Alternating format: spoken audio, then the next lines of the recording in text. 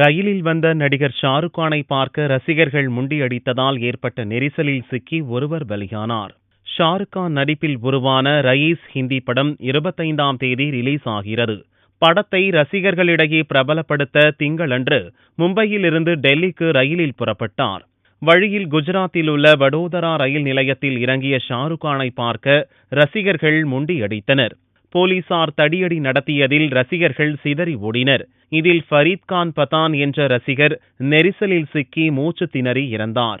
இன்னொரு ரசிகர் பலத்த காயத்துடன் மருத்துவமனையில் சேர்க்கப்பட்டுள்ளார். செவ்வாயன்று காலை டெல்லி நிஜாமுதீன் ரயில் நிலையத்தை அடைந்த ஷாருக்கானை காண அங்கும் ஆயிரக்கணக்கான ரசிகர்கள் முண்டியடித்தனர். முன்கூட்டியே போலீசார் உரிய முன்னெச்சரிக்கை நடவடிக்கைகளை எடுத்ததால் அசம்பாவிதம் ஏதுமில்லை.